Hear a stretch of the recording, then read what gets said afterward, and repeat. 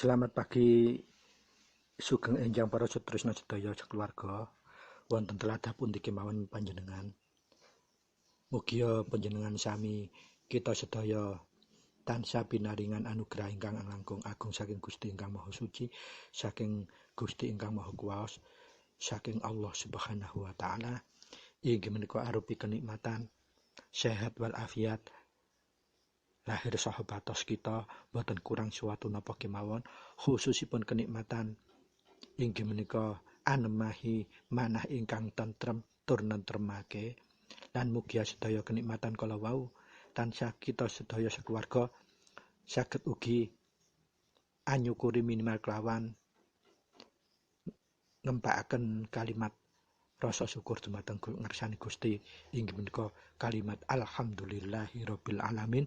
Puji puja syukur dumateng ngersanipun Gusti ingkang Maha Suci, Gusti ingkang Maha Kuwasa.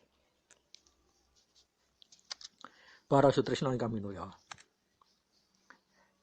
kepanggihan kita wonten ing injang menika sampun mancik ing salebete episode 033 inggih menika episode salebete taun 2021 ingkang mancik angka 033. Pramila kuku menika badhe ngaturaken babagan ingkang khusus wigatinipun kangge ningkataken kualitas lampah kita, kualitas laku kita hakikat menuju ngincipi dumateng jajakan babagan makrifat utawi manunggal utawi kasampurnan. Pramila kuku badhe ngaturaken tema ingkang cundhuk dhateng arah ingkang kuku aturaken kala wau inggih menika temahipun mijile satriya bagus tanpa cacat, inggih menika mijile jago liring galih saking kurungan. Mugia kelawan temah menika mangke kita saged nyingkap dos pundi nggayuh laku kasampurnan urip, laku hakikat menuju ma'rifatu billah utawi ma'rifat dumateng Gusti ingkang Maha Suci. Pramila monggo para sutresna sedaya sekeluarga kita saderengipun bahas, kita menepaken manah rumiyin, kita nata niat kita, mensuciaken niat kita, jembaraken penggalih kita, nglapakaken dodoh kita lan ngalusaken rasa jati kita kagem bahas awal hingga akhir, sehingga kita bahas awal hingga akhir mangke tetap jinangkungan daya kuncara suci langsung saking Gusti ingkang Maha Suci, daya hidayatul hidayah saking Allah Subhanahu wa taala, sehingga bahasan awal hingga akhir mangke saged tetep hasilipun netesaken manfaat miguna lan mahanani bilih kita terapaken dhateng tumindak ingkang nyata dalam kehidupan sehari-hari, dalam laku gelar maupun gulung kita. Pramila monggo kita not niat kita badhe ngawali miwiti bahasan awal hingga akhir mangke supados tetep pinaringan kuncara suci langsung saking Gusti ingkang Maha Suci, pinaringan hidayatul hidayah langsung saking Allah Subhanahu wa taala lan mangke saged pinaringan ridhonipun Gusti ingkang Maha Kuwasa, sehingga hasilipun saged netepaken manfaat miguna lan mahanani bilih mangke dipun praktekaken dalam kehidupan nyata. Para sutresna ingkang minulya, tema kita inggih menika mijilipun satriya bagus tanpa cacat. Ateges mijile sanepanipun jago liring galih saking kurungan. Napa menika? Monggo kita kupas satu persatu kelawan jembaripun penggalih lan ngalusaken rasa jati kita. Sumangga. Para sutresna ingkang minulya, menungsa gesang wonten ing alam donya menika ing babagan ajaran luhur, ajaran ilmu hakikat, ilmu hikmah umumipun dikenal tembung aku iki urip. Ateges napa? Kita ini menungso wis kedunungan keparingan urip utawa keparingan roh, keparingan urip, sehingga kita sinebut aku iki urip utawi aku iki sinebut wong urip. Dadi aku iki wis duweke Kang Maha Urip. Lah, keranten kita sudah diberikan hidup arupi roh dan kita akhirnya bisa hidup, maka kita ini ateges duweke Kang Maha Hidup, miliknya Kang Maha Hidup, miliknya Tuhan yang Maha Esa. Maka dari itu kalau dijabarkan sampai panjang, sampai temu ketembungan, donya kabeh iku dudu awake dhewe, iku wek titipan, sing duwe tetep Kang Maha Kuwasa. Dan seterusnya dan seterusnya. Termasuk jiwa kita ini, apalagi raga, kita nggak punya ikut memiliki, tetapi semua miliknya Kang Maha Hidup. Pramila para sutresna ingkang minulya, dados aku iki urip utawi AIU kuwi ateges aku iku kedunungan urip wis pinaringan urip saking Gusti ingkang Maha Urip, dadi aku iki duweke Kang Maha Urip. Nah, khusus uripe menungso, makhlukipun Gusti ingkang Maha Urip ingkang paling utama sinebut menungso menika beda kalian makhluk ciptaane Gusti lintunipun, baik menika kewan, tumbuhan, serta makhluk-makhluk yang tidak kasat mata lainnya. Kita beda, karena manusia itu diberikan kewenangan menjadi wakil Tuhan di muka bumi. Kalau dibahasakan syariat dalam Islam, sinebut khalifatu fil ard.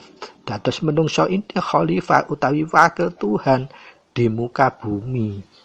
Maka dari itu derajat kita itu paling utama dibanding makhluk-makhluk yang lainnya. Nah, ini kita harus menyadari sama seperti kita tadi menyadari bahwa kita ini orang hidup yang diberikan hidup oleh Tuhan yang Maha Hidup, maka kita harus juga menyadari bahwa kita ini miliknya Gusti ingkang Maha Hidup. Nah, keranten kesadaran yang itu yang kita perlukan, kita diberikan emban juga kewenangan untuk menjadi wakil Tuhan di muka bumi, maka kita harus paham juga syarat untuk bisa menjadi wakil Tuhan di muka bumi itu minimal apa? Kita benar-benar sudah mengenal dan dikenal dengan sangat dekat oleh Tuhan. Itu yang disebut dengan sampurna utawi manunggal.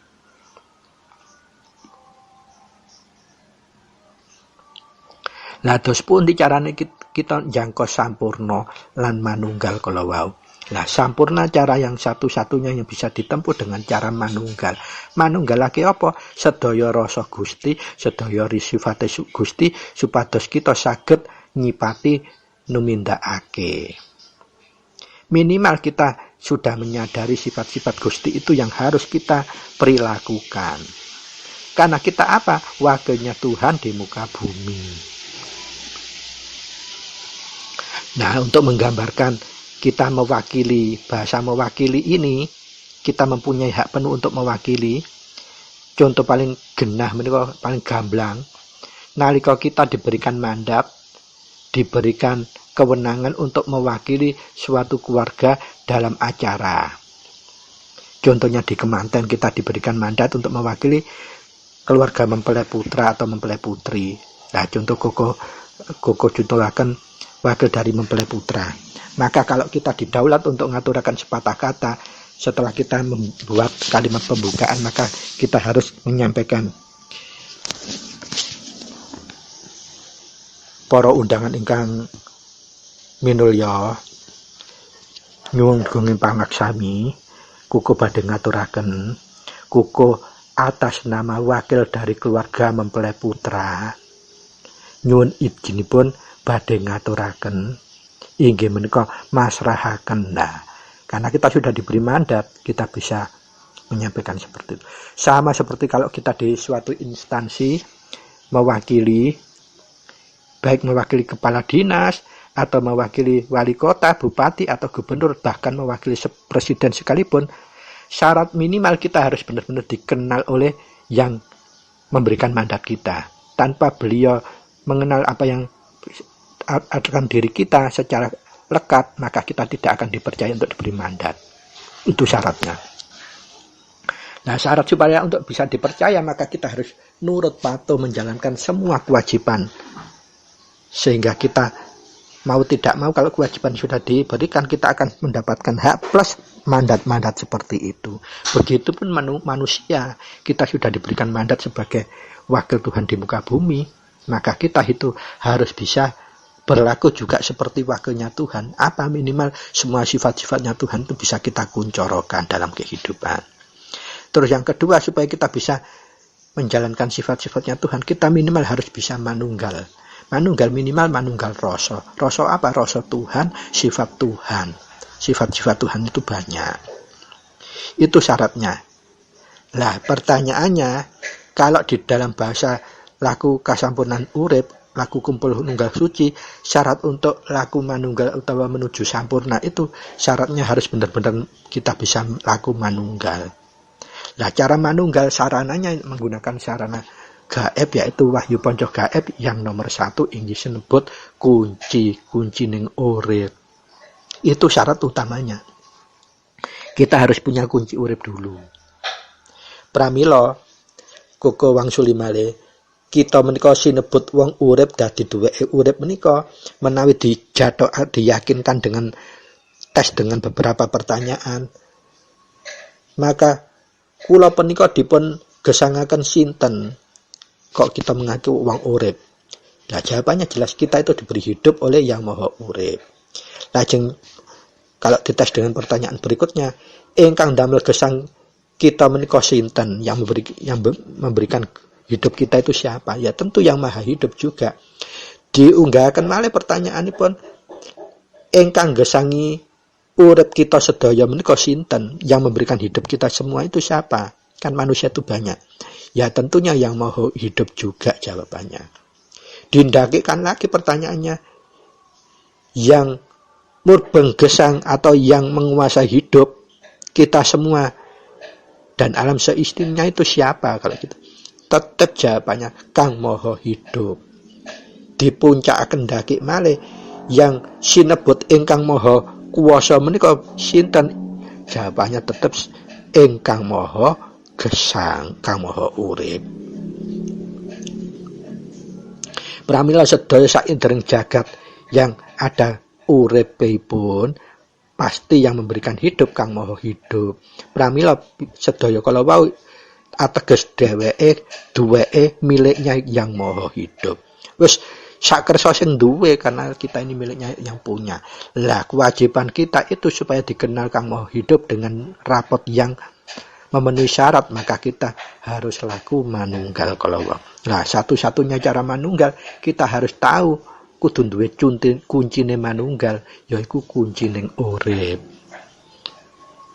Utawi laku wahyu ponco gaib, wahyu ingkang angka 1 iki sinebut kunci. Pramila keranten Kang Maha Hidup itu adalah pemberi hidup, yang menjaga hidup, yang menghidupi kita supaya tetap hidup, dan yang maha kuasa terhadap hidup kita. Maka Kang Maha Hidup kala wau, Kang Maha Urip menika sinebut zat kang mahanani lan anganani kabeh sakabeh perkawis ing jagat raya saisine. Kabeh kang sarwa kemelar-kemelit saindring jagat raya saisine iki kewabeh duwike Kang Maha Urip, miliknya Kang Maha Hidup, termasuk manusia. Lah, pertanyaannya, karena kita sudah diberikan kewenangan untuk menjadi wakil Tuhan di muka bumi, maka kita minimal harus sudah paham sifat-sifatnya Gusti, cara manunggal kelawan sifatnya Gusti, rasane Gusti. Lah, sarana yang ada untuk laku kasampurnan hidup mengenal kuasane Gusti, mohonnya Gusti, sifatnya Gusti itu dengan sarana wahyu panca gaib ingkang nomor setunggal sinebut kunci sarana gaib kunci ning urip. Pramila cethaipun sampun wela-wela yen kabeh urip menika inggih sipate urip piyambak ingkang maha urip piyambak. Ateges anane sekawit iya anane saka kang maha urip dhewe. Dadi sedaya kang kedah bisa menunggal kelawan kang maha urip khususipun menungsa bakal diwengku dening kang maha urip dhewe. Lan urip utawi kang maha urip kala wau menawi kita pengin mangertosi eksistensinipun napa, apa lan nyapa, pramila sampun dibolan-baleni buku sampun ngaturaken inggih menika yen urip kuwe menika kuasane obah, lungguhe ing rasa. Lan wujudipun sarwa ana iki amarga kumpule urip kang maha urip menika inggih menika tegesipun sedayanipun ana kala wau. Pramila kita menawi sampun sinebut wong kang duweni urip ateges kita ora oleh pisah utawa lepas sak rambut wae. Lah nalika kita sampun diinggati urip sak rambut wae berarti kita sudah duduk wong urip ateges wong mati.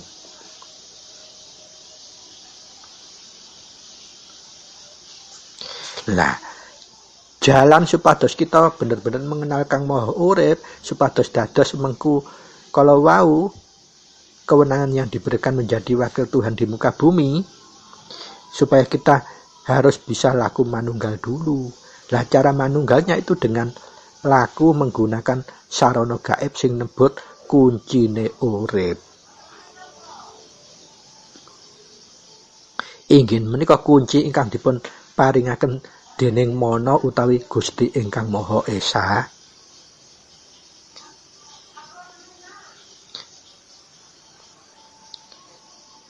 Pramila kesimpulane sedaya ingkang kedunungan urip menika kagungane Gusti ingkang Maha Urip. Sampun cetha wala-wala nggih. Para sutresna ingkang minulya, monggo dilajengaken. Menawi mekaten tiyang gesang punika inggih kagunganipun urip lah ya cetha lho. Mula Rama kita menika tansah dawuh sira iku sinebut wong urip dadi duweke kang maha urip. Sarehne menungsa menika kagunganipun kang maha urip. Lah pertanyaanipun kenging napa menungsa menika kathahipun boten ngelingi, boten nyadari, boten nuruti, boten manunggal dumateng kang maha urip. Kita diberikan hidup dalam raga kita. Nah, kenapa kita kok nggak pernah menyadari itu yang kita anut? Karena apa? Kalau kita pecat satu rambut pun itu kita akan meninggal. Kalau kita dihindari satu jengkal pun oleh hidup akan kita tidak hidup. Itu artinya kita mati.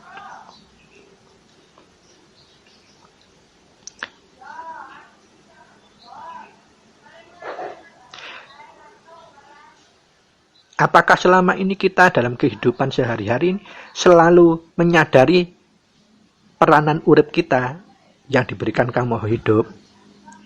Gerak tangan, gerak kaki, rasa resu, rasa ngantuk, rasa luweh, rasa ngelak, rasa seneng, rasa ora seneng, dan seterusnya.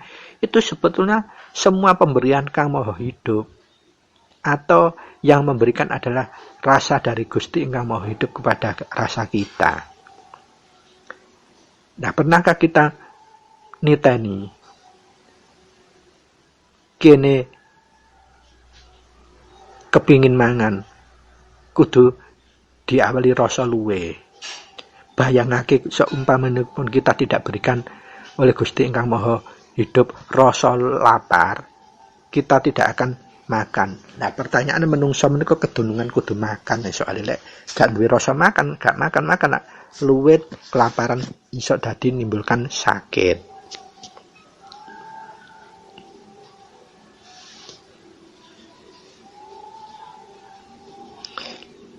Nah, pramila sak menika pertanyaanipun ingkang kedah dipun saged jawab. Menungso menawi ngaten kagem ngayahi kewajiban wakil Tuhan di muka bumi utawi manunggal kala wau, utawi laku sampunan kala wau, menapa saged manunggal kalian ingkang maha urip?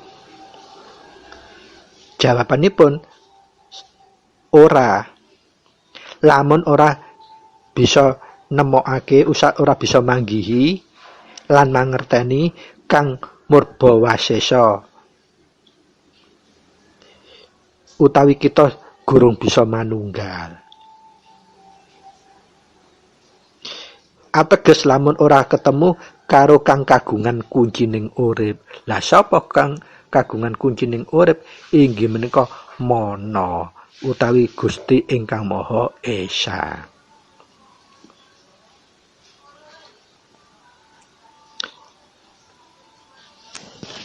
Pramila para sutresna ingkang minulya, kang kedah kita wegateni, yang harus benar-benar kita capai terlebih dulu supaya kita bisa diberikan kewenangan untuk menjadi wakil Tuhan di muka bumi itu, atau laku sampunan kala wau inggih menika kedah saged manunggal. Lah, tata cara yang bisa satu-satunya untuk bisa sampurna dengan cara manunggal itu hanya dengan menggunakan wahyu gaib yang sinebut kunci utawi kunci ning urip. Wahyu gaib ingkang angka 1. Lah kuncine urip menika ateges Mana, artanipun Gusti ingkang Maha Esa, tegese manunggal. Lah kuncine Mana menika inggih menika kuncine manunggal. Manunggal merawan kang murba wasesa, ya kuwi kang maha urip piyambak. Pramila para sutresna ingkang minulya,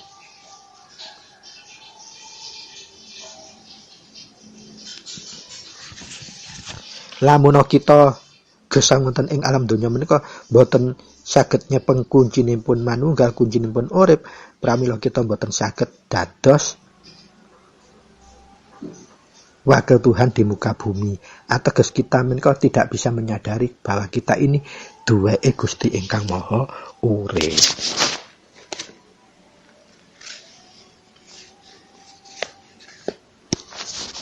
Para sutresna ingkang minulya,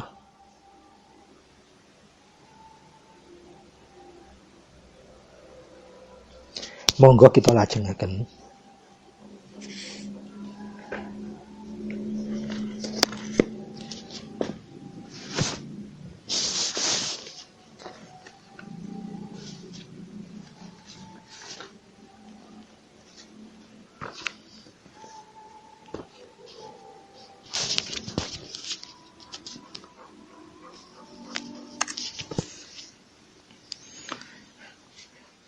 Intinipun tiyang gesang wonten ing alam donya sakbibare menyadari bahwa kita ini bisa hidup karena diberikan Gusti ingkang Maha Hidup kehidupan, lan diuripi, lan dianani, lan dinganakake.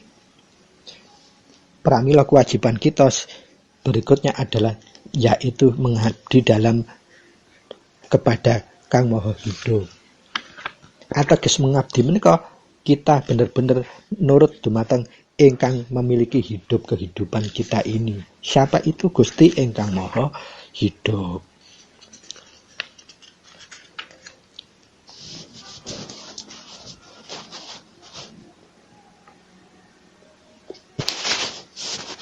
Nah, persyaratan kita untuk bisa menjadi wakil Tuhan di muka bumi, kita harus bisa laku sampurna. Nah, laku sampurna menika syarat utamanya kita harus bisa manunggal utawi nunggil dumateng rasanipun Kang Maha Urip utawi sipatipun Kang Maha Urip piyambak. Pramila para sutresna ingkang minulya,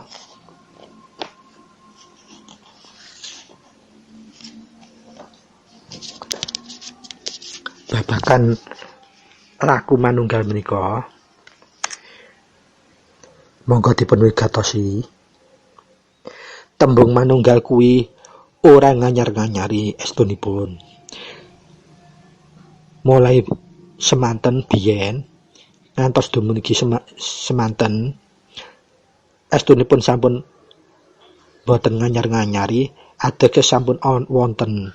Nanging mandheg ngantos dumugi ular-ular utawi bahasan tembung rembug kemawon.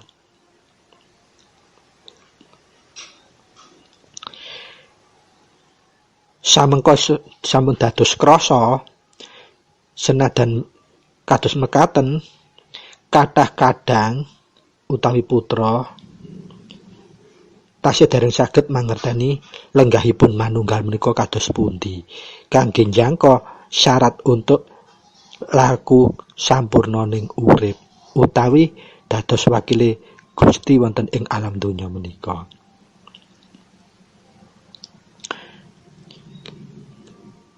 Dos pundi menika sebabipun krana laku manunggal memang wigatinipun inggih menika ewet utawi sarwa abstrak atau sarwa gaib. Pramila kedah dimangertani diwigatosi kados mekaken.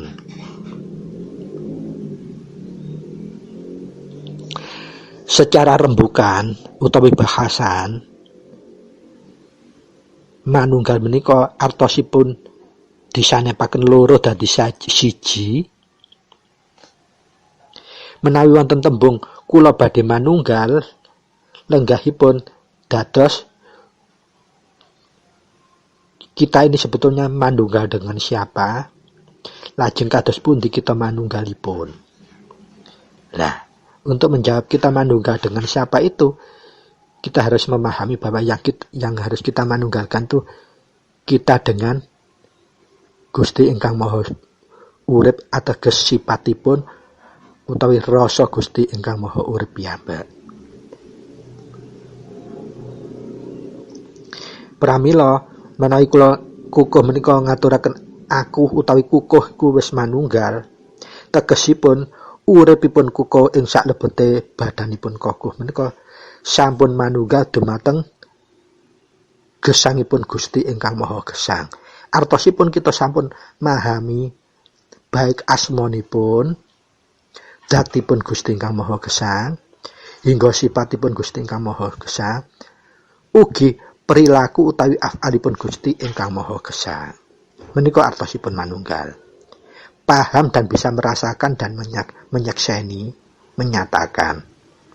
Menika artosipun tembung manunggal. Dan manunggal menika urip kita manunggal dumateng uripipun Kang Maha Urip, artipun rasa sifat afal lan asma kala wau. Lenggahipun wonten ing saklebatin rasa kita. Dadi rasa manunggal karo kang lenggahi menika sing lenggahi inggih rasa kuwi inggih menika ateges Kang Maha Urip piyambak. Artosipun menawi dicundhukaken dhateng tetembungan manunggal kawula ing Gusti menika menapa sampun leres? Jawabipun kena wae. Ateges bisa manunggal menika saged sinebutaken sukma manunggal kelawan sukmana. Sukma menika ateges yang berada di bagian-bagian badan kita, semua piranti raga itu kedunungan sukma. Lah, sistem yang menghidupi sukma itu disebut sukmana ingkang kagungan Kang Maha Urip piyambak. Jadi semua manusia sukmanya baik itu sukma yang ada di bagian Pancadriya, bagian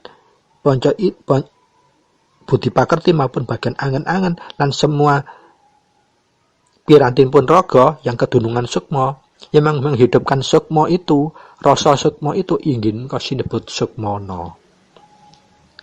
Ateges sukma yang sudah diberikan delegasi oleh Kang Maha Urip. Dados manunggal menika ateges sukma juga manunggal dengan sukmana, rasa kita manunggal dengan Gusti ingkang Maha kagungan rasa. Dados rasane menungsa manunggal kelawan rasanipun Gusti ugi. Cetonipun kuku aturaken kados mekaken.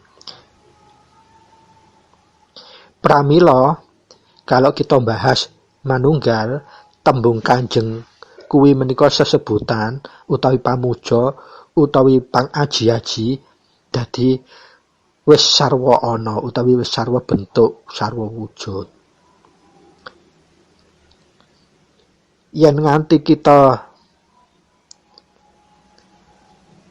nyebutaken Rama Semana menika mawa tembung Kanjeng Rama, berarti inggih menika Rama Gusti ingkang Maha Suci ingkang nglenggahi raganipun Rama Semana.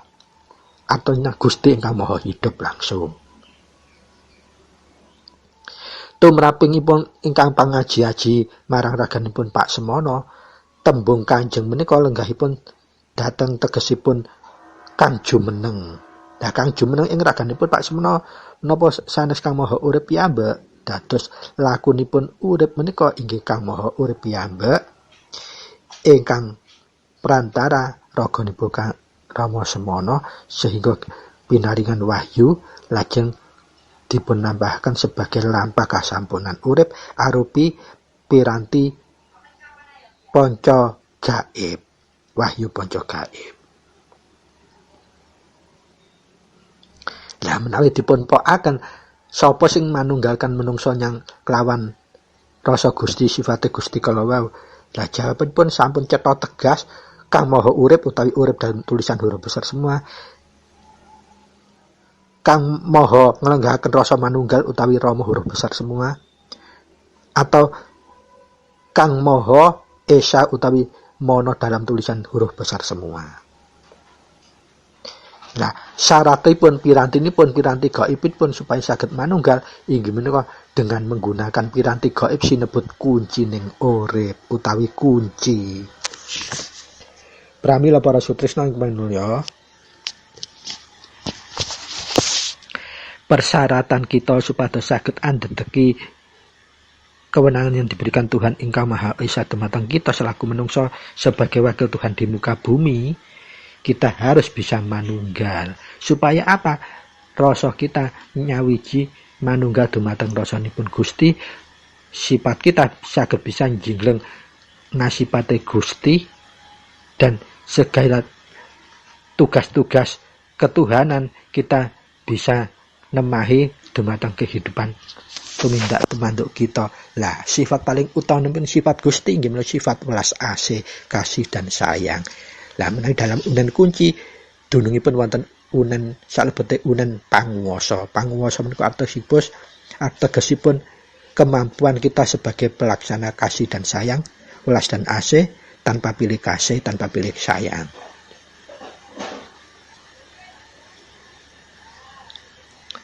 Pramila para sutresna monggo kita lajengaken.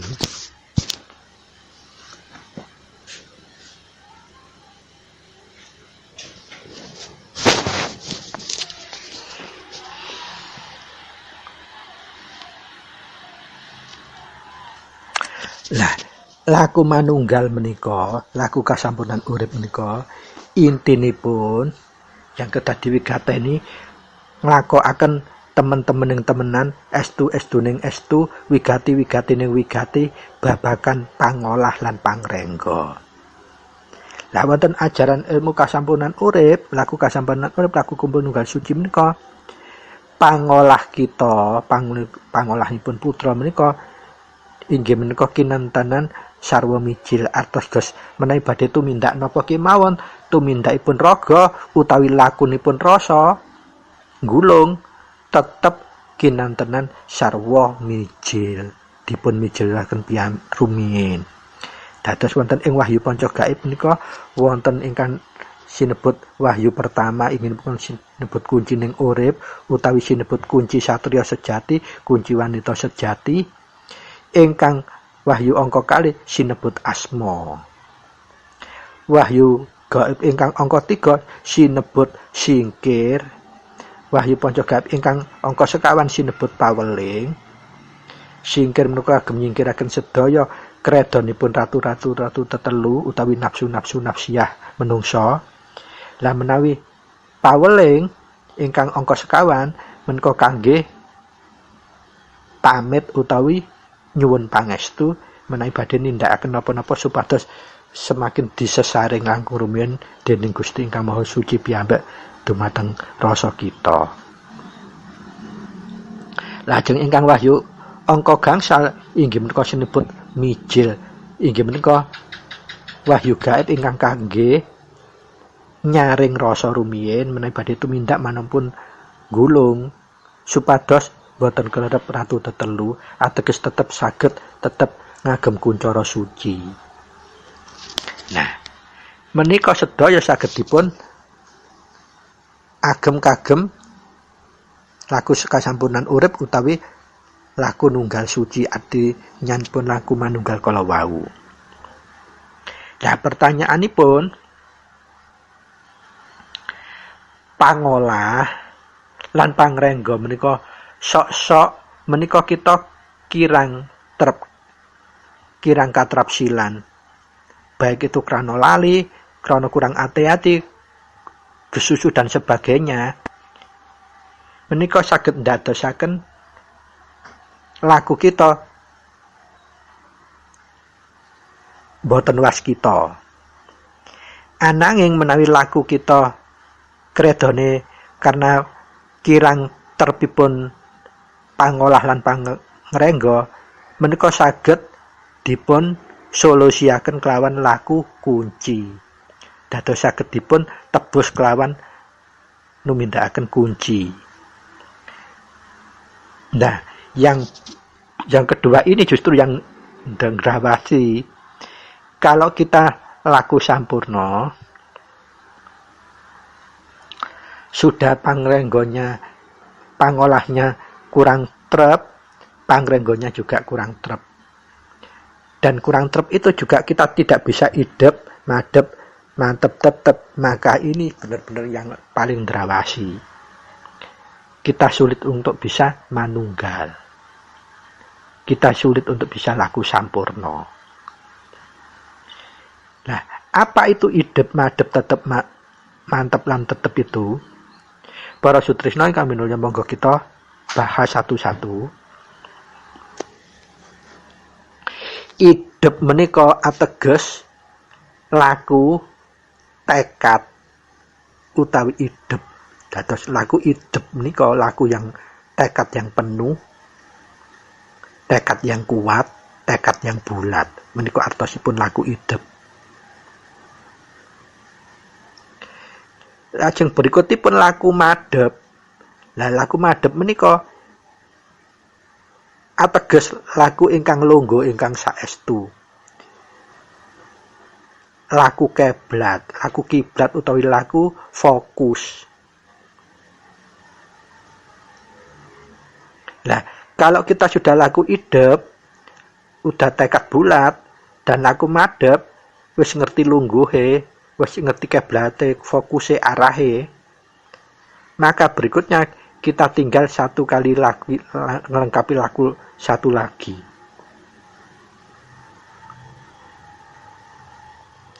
Inggih menika lagu mantep. Mantep menika temenan. Temenan menika artosipun sungguh-sungguh, estu ning estu. Nah, kalau kita sudah tekad utawi idep, lenggah utawi mantep, utawi wis ngeruh kiblate, fokus ke kiblate, tujuane Kemudian kita sudah laku juga mantep ateges temenan, estu ning estu, maka harus bisa disampurnakake, dilengkapi dengan laku tetep. Nah, laku tetep niku ateges ora owah gingsir. Dadi dengan ujian apa wis tetep ora owah, ora gingsir, ora berubah. Dados laku idep, madep, mantep, tetep, itulah laku yang benar-benar untuk penyempurna supaya laku kita bisa manunggal, laku manunggal. Kalau kita sudah bisa pangolah kita selalu tansah kelawan mijil ingkang temen, pangrenggo kita kelawan cegadahar, kelawan guling ingkang temen, lajeng numindakaken kelawan pangumbahing raga, dilambari dengan tekad yang idep, madep, mantep lan tetep, maka laku kita akan gampil manunggal, jumbuh kasampunaning urip laku kita. Napa menika maksudipun? Ategesipun idep, madep, tetep, mantep, tetep kuwi tekad lungguh temenaning temenan tan owah gingsir. Nah, kuwi menika inggih menika amarga laku eling ingkang idep, madep, mantep, tetep menika ateges kita sampun nyipati sedaya sifat tentrem. Lah, sedaya sifat ingkang tentrem kala wau pasti akan membuka hijab, pembatas antara sifat kamanungsan dan sifat Gusti.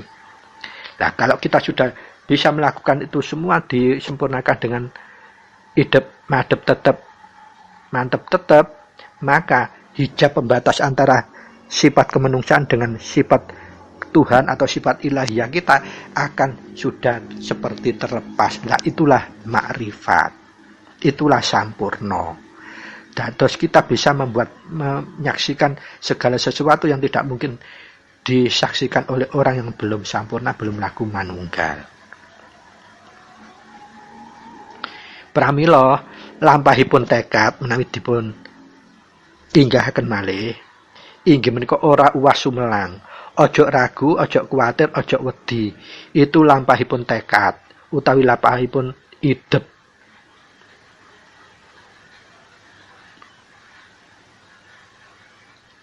Lajeng lampahipun mantep inggih menika lampahipun ingkang kenceng, pratitis, ora menga-mengo. Dadi wis lampah madhep, aja menga-mengo ngiwa apa nengen, wis aja ndelok ngiwa tengen wis kaya jarane wis dikeluhi, gawe teropong sing gak iso noleh sing lek mripat samping kiwa tengene ketutupan, sing iso ketok wek ngarep tok, lah kaya ngono iku lah madhep iku.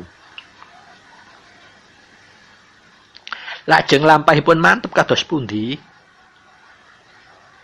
Tuwemenan estu ning estu menika lah lampahipun mantep.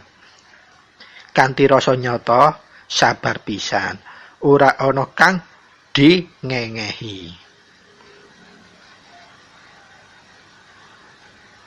Pramila para sutresnan kaminulya, dados kalau kita nindakaken hukum wahyu panca gaib kelawan estu ning estu, lajeng dilambari kelawan pangumbahinipun raga, disampurnakan kalian laku idep, madep, tetep, mantep, tetep kalau wau, maka untuk manunggal itu tidak ada kesulitan, tidak ada kendala yang berarti. Sehingga hasilipun kita nanti saged wigati.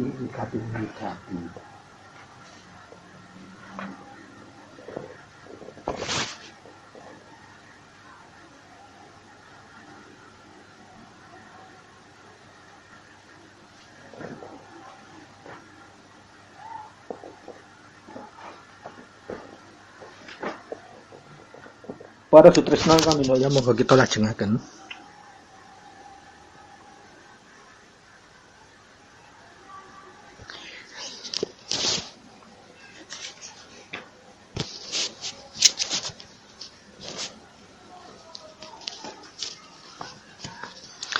Dados menawi kita badhe lampah manunggal, lampah kasempurnan urip supados saged trep manunggal kelawan rasa kita. Menika kita butuhaken saksi napa mboten? Kita saged ngalami kasunyatan kados mekaten. Yen sadurungipun kita manunggal utawi dereng saged mijil, dereng duwe kunci, seringkali kita tasih isih krasa gelo, uwas sumelang gampang. Nanging menawi sampun jingleng krasa lan saged manunggal, kita saged katon kados ngidap-ngidapi amargi ingkang sampun kelampahan menika rasa kuwi menika jebule wonten ing gelar lan gulung kang sarwa gegirisi paseksenipun. Menika kage paseksen ingkang sampun kelampahan, pengalaman-pengalaman ingkang sampun kelampahan, putra ateges ingkang sampun pinaringan kunci, pinaringan asma, saged lampah wahyu panca gaib, saged lampah kasampunan urip, saged lampah manunggal utawi mijilipun sampun trep.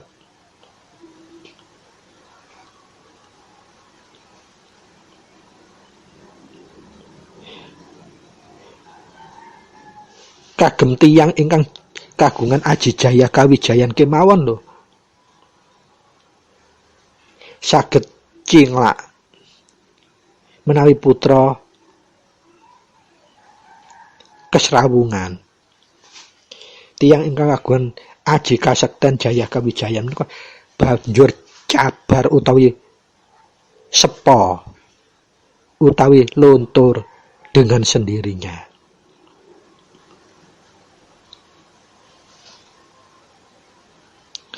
Cabar luntur tanpa bisa dadi menawi kepergok kelawan putra. Menika buktinipun manunggal. Dados artosipun kita tansah selalu diayomi dening Gusti ingkang Maha Suci piyambak. Karena apa? Kita ini wong urip, diparing urip, dan kita benar-benar eling sadar bahwa kita ini milikipun kagungane Kang Maha Urip. Dados kita diberikan kelebihan sendiri langsung oleh Gusti ingkang Maha Urip.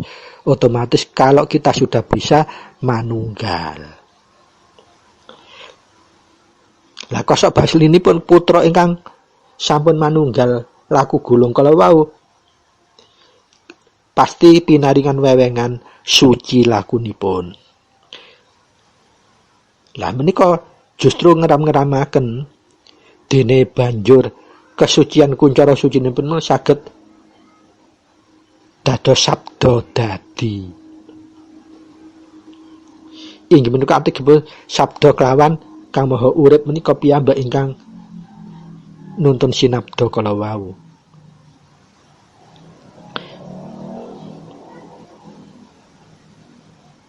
Nah menika inggih saged dados paseksen bilih laku manunggal menika kita tansah memberikan persaksian yang sulit dinalar dengan akal.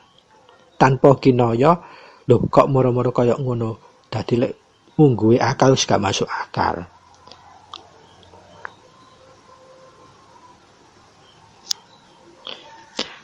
Pramila para sutresna, pengendikanipun Rama,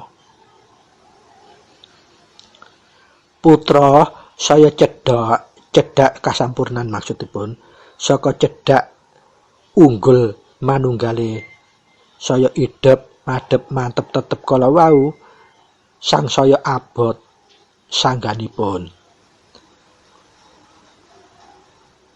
Ateges menapa dados putra menika menawi sampun saged njaga sewanget kuncara sucinipun, semakin kadar karat kesucian kasampunan kamanunggalanipun saya abot godhone nggih. Nah, menika kranten menapa? Pangolah lan pangrenggone menika terkadang nggih tasih gampang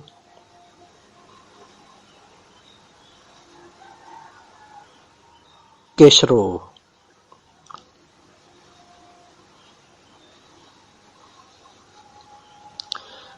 Nah, pangolah lan pangrengga menika seringkali kurang wigati, kurang hati-hati. Sok-sok badhe tindak urusan tertentu karena urusannya gede waktune mepet, mijile ku saenake dhewe tergat, tapi kita ndak merasa. Dimijilno tetep, tapi ora oleh antuk rasa sing trep banget wis gususu tumindak. Nah, itu contohnya pangolah sing kurang trep. Nah, pangrenggone karena itu urusan juga urusan donya, urusane raga, tumindake ya uga saya grosa-groso. Dadi gecolane wedi lek telat, wedi lek gak nutut dan seterusnya. Lah iku ngregeti. Nanging ngendikanipun Rama, yen regetane kurang resike saka pangolah pangrengga iso ditebus marang kunci. Dados kuncine digeterane maneh. Nah, pertanyaane menawi kurangane saka laku idep madhep mantep tetepe kala wau menika ingkang ndrawasi.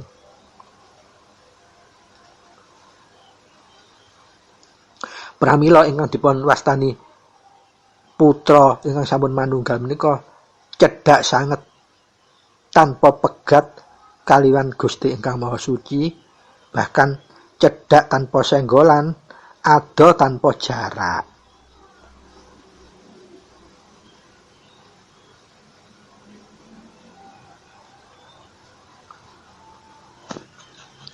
Dados yang jadi permasalahan berat untuk tumindakipun menika ateges tetep memenuhi syarat idep madhep mantep lan tetepe kala wau. Menawi pangolah pangrengga mesti kalau sudah disiplin kan biasanya tetap dilakukan. Hanya ketelitiannya yang masih kurang, disiplin telitinya. Artinya sih tetap kedudut ratu tetelu akhirnya.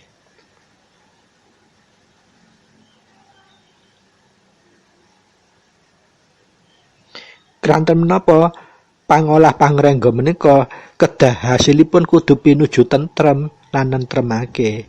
Ukuran sampurna manunggale menika namung tentrem lan nentremake. Dadi wis ora kaya ora butuh apa-apa, ora arep-arep apa-apa, ora ngenangen apa-apa. Wek memenuhi iku wanci kewajibane karena kita ngilingi rumangsa nyadari dadi wong urip pinaringan urip duweke urip kudu tetep ngetep tuhu dumateng Kang Maha Urip. Dados kabeh lakat perilaku arepe tumindak di mijil langkung rumiyin pangrenggone tetep cegah dahar kelawan guling lan dilambari laku pangumbahing raga dibungkus maneh ambek laku idep madhep mantep lan tetep. Lamun laku idep madhep mantep lan tetepe kurang bisa digecoli lawan estune estu iku sing akan ngrusak, ndrawasi. Iso kepontol kenek siku denda. Lah apa siku dendane lek idep madhep mantep tetepe orang dijaga hambar kalau wau tawar, dadi rasane sok tawar, kurang sasmita meneh, kurang halus, kurang tajem. Lah menawi menika saya suwe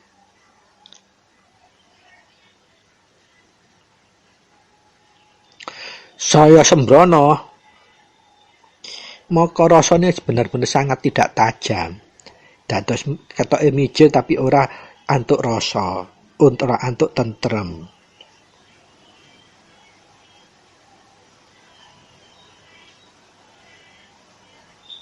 Pramila Rama ngaturaken negasaken ngaten.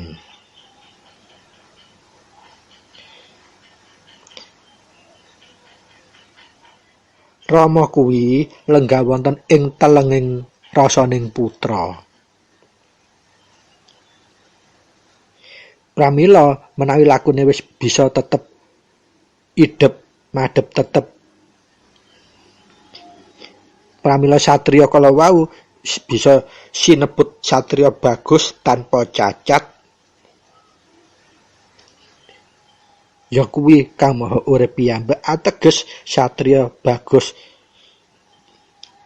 mijile satriya bagus tanpa cacat kala sinebut jago liring galih saka kurungan.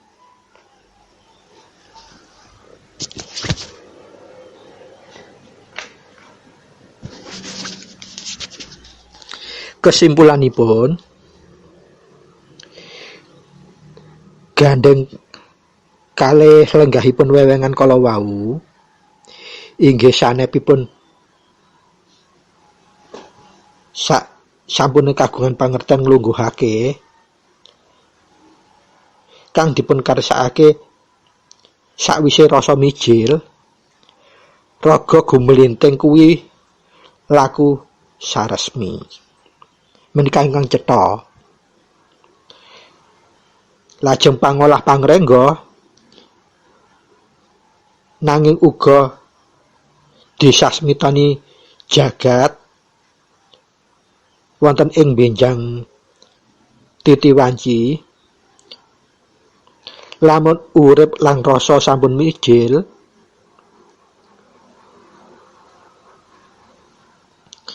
ing pujangga menika sinebutaken mungsuh tumpes tapis entek enting wong laku durjana wis wake wela-wela pasar ilang karameane kali ilang gedunge. Bab kuwi langkung prayoga dilenggahake ing laku temen-temening temenan ditumindakaken kelawan cundhuk dawuhipun Rama. Dados menawi wonten ing jaman kados kala wau ingkang diaturaken pujangga rata-ratipun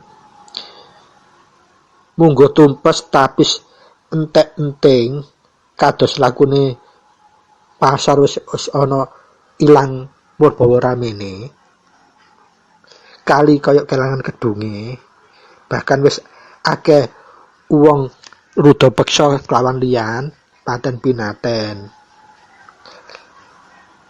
lan kahanan apa wae kaya saiki wabah dan sebagainya. Nah, menika sampun cundhuk ateges kathah manungsa ingkang sampun boten migateni uripe piyambak dados wek nguruti ratu tetelune ingkang angka kalene laku idep madhep mantep tetepe ora digatekke, laku pangolah pangrenggane namung digawe nggugurake kewajiban. Lah mengko kahanan kaya sing sakmangkin kita hadepi dadi wis kaya kali wis kelangan kedunge, pasar wis kelangan perbawane, aral melintang kata, kejahatan kata, wabah kata, kados sak menika wabahe dereng mantun-mantun. Nah, menika kahanan kan sampun diaturaken Rama. Kedahipun kita kedawi gatos selaku putra mbalik malih marang uripe, nglakuake sedaya dawuhipun Rama ingkang kanthi temen-temen ing temenan, gecolan marang kasampunan laku idep madhep tetep mantepipun.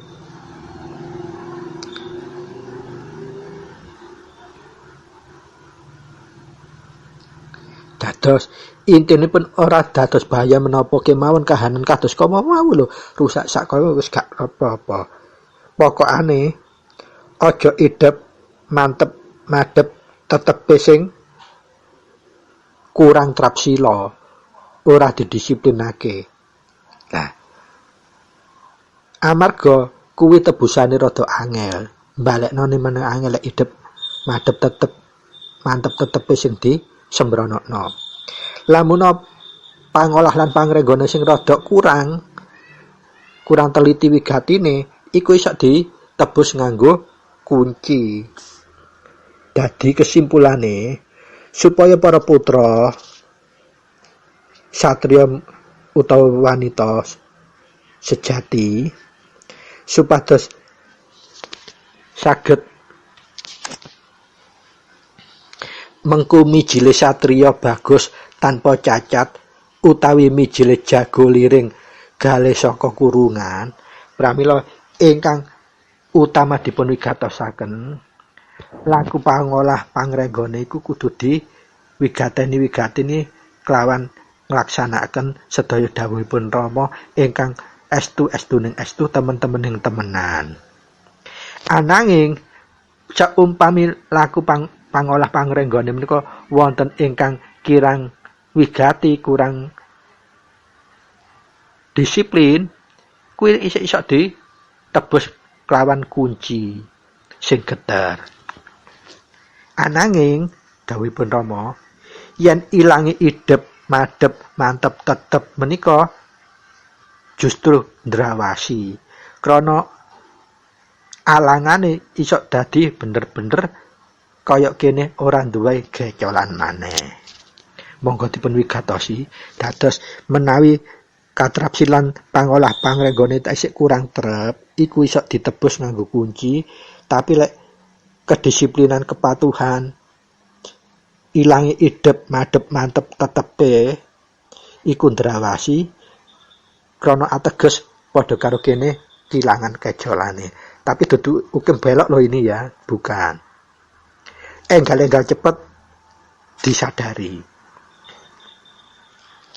balik ngelusake pangolah pangrengga kelawan kunci ingkang geter balik jejekaken kabeh nindakaken sedaya dawuhipun Rama supados napa supados kita iso dadi kaya disanepaken Rama kala wau inggih menika mijile satriya bagus tanpa cacat ateges kaya mijile jago liring galih saka kurungan. Pramila para sutrisna ingkang minulya monggo para kadang para putra Rama saya dhuwur saya nginggil lampahipun kasampunan lampah manunggal menika saya abot sanggane lamun ora bisa ngecoli kesimpulan kala wau kalih ingkang pertama pangolah pangrenggane kudu bener-bener diterpaken mulai disipline khususipun dicundhukaken kalian laku idep madhep mantep tetep supaya mboten kados tiyang kelangan gecolane. Lamun pangolah pangrenggane sing isih kurang iso ditebus kelawan kunci, laku kunci, menawi wis elang idep madhep mantep tetepe iku padha karo kelangan gecolane. Pramila para kadang para putra Rama, monggo kita inget nyadari nata ngati-ati laku lan numindakaken dawuhipun Rama sedaya kala wau. Pramila kirang langkung nyuwun gunge pangeksami, matur nuwun sanget wigatosipun, mugi menapa ingkang kita aturaken saged tetep gegayuh nyampunake tumindak tumanduk kita khususipun laku kita laku kumpul nunggal suci kita supados trep kados sedaya ingkang dipun dawuhaken dening Rama dumateng sedaya putra. Matur nuwun. Billahi taufiq wal hidayah. Assalamualaikum warahmatullahi wabarakatuh.